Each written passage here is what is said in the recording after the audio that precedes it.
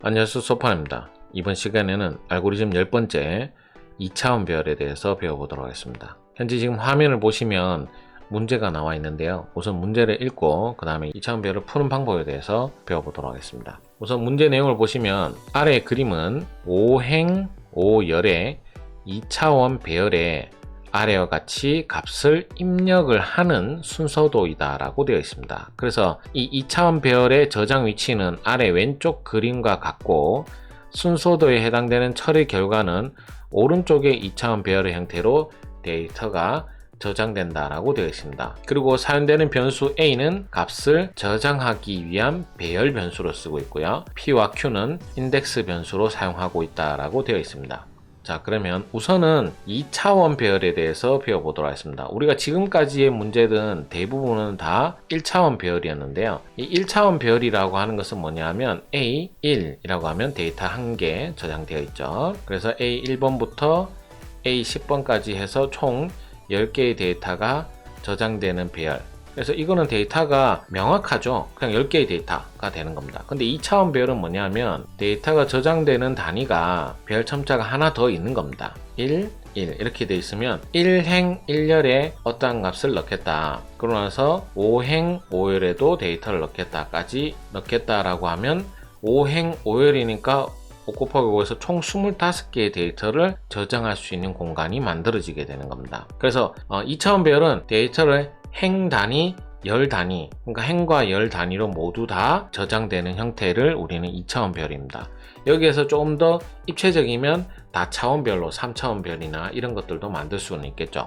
근데 이제 우리가 이 순서도 알고리즘 문제로 봤을 때는 2차원 배열까지만 우선은 나오고 있는 상태인데요. 그러면 이 2차원 배열을 우선은 순서도 상에서 어떤 식으로 배치가 되고 문제는 어떤 식으로 풀이를 해야 되는지에 대해서 배워보도록 하겠습니다. 우선은 데이터가 저장되는 공간이 어떤 곳에 저장이 되냐면 여기 11에 데이터가 저장되고요. 21, 22, 31, 32, 33 해서 41, 42, 43, 44, 51, 52, 53, 54, 55 이렇게 데이터가 저장되는 곳을 우선은 알게 됩니다. 그러면 이거를 이제 우리가 써보면 A 11에는 1이 저장되고요. 그 다음에 2 1에는 역시 1이 저장이 되고요. 2 2에는 2가 저장되고요. 그 다음에 3 1에는 또 1이 저장되고요. 그 다음에 3 2에는 2가 저장되고 이런 식으로 데이터가 저장되는데요. 우선은 이런 형태로 데이터가 저장되는 것에서 법칙을 찾아야 됩니다. 첫 번째로 배열 첨자들은 모두 일씩 증가하는 것은 기본 법칙입니다.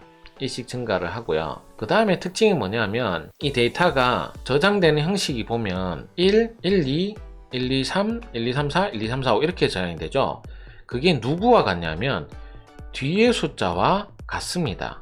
그렇죠. 뒤에 숫자와 저장되는 숫자가 같죠. 이 문제를 푸는 방법입니다. 무조건 다 그런 것이 아니라 이 문제는 그렇다라는 거죠. 그러니까 우리가 이제 자격증 시험, 기능사든 기사든 산업기사든 이 형태가 나오면 아, 얘는 이렇게 푸는 거구나 라고 우리가 알 수가 있으셔야 됩니다. 여기서 조금 응용되어져 나오기 때문에.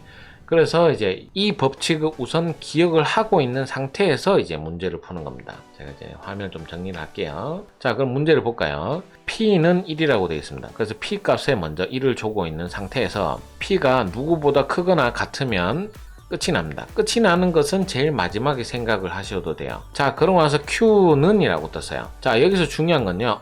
Q는 이니까 여기서 Q 플러스 1을 넣어주면 되지 않는가? 안 됩니다. 왜냐하면 Q가 시작하는 값을 제가 지정을 안 했어요. 위에 보시면. 그러니까 얘는 무조건 계산식이 들어갈 수가 없어요. 계산식이 들어갈 수 없다라는 것은 여기에는 어떠한 초기 값을 줘야 된다라는 것입니다. 자, 초기 값을 줘야 되고요. 얼마인지는 모르지만. 그러고 나서 Q가 누구보다 작거나 같을 때까지는 이 반복문을 처리한다라는 거예요. 그리고 이제 누구보다 커버리면 이쪽으로 빠져나와서 반복문에서 잠시 빠져나올 수가 있죠. 자, 그러면 얘도 역시 계산식은 아닐 거거든요. 그러면 밑에 와서 바로 여기에서 A, P, Q가 나옵니다. A, P, Q가 나온다는 것은 P가 바로 행, Q가 바로 열이라는 거죠. 그럼 제가 분명히 조금 전에 이 문제는 A, P, Q는 이라고 했을 때 누가 들어간다 했죠? 누구와 같다 했죠? 바로 들어가는 수와 뒤의 수가 서로 제가 같다라고 얘기를 했습니다. 그래서 이 5번의 답은 우선은 Q인 거를 제가 알게 됩니다. 그런 상태에서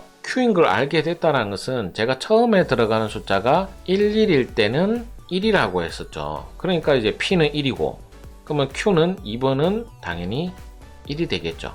왜? 1을 받아야지 1을 넣어줄 수가 있으니까요. 그래서 2번의 답도 제가 구했습니다. 그럼 2번의 답은 1이고 5번의 답은 Q인 상태에서 이제 6번의 답이 나오는데요. 6번은 우리가 Q는 초기 값은 정했으면 얘는 이제 인덱스 배열 참자기 때문에 무조건 1을 증가시켜야 됩니다. 그렇죠?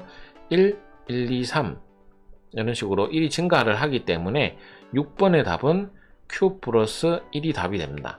그런 상태에서 언제까지 계산을 하는가, 이 계산은 보시면요, 여기까지는 계산을 꼭 하게 되어 있어요. 그럼 여기가 누구냐 하면 잘 보세요. 바로 11, 2, 3, 3, 4, 4, 5. 그러니까 P와 Q가 같을 때까지는 계산을 한다는 거죠. 그래서 3번의 답은 P가 됩니다. 그러고 나서 Q가 P보다 커져버리면 얘가 커져버렸네? 그럼 당연히 다음 줄로 넘어와서 누가 더 커지요? 바로 P가 1을 증가를 해야 됩니다. 그래서 4번의 답은 P는 P 플러스 1이 되죠. 자, 여기까지 한번 다시 정리를 해볼까요? 답을 정리를 하자면 1번의 답은 우선 제외를 하고요. 제일 마지막에 하는 거니까. 그 다음에 2번의 답은 지금 보시면 1을 넣어 주셔야 됩니다. 초기값을 정하고 나서 3번의 답은 누구와 같을 때 Q와 P가 같을 때까지는 계산을 해야 되기 때문에 3번의 답은 P가 되고요.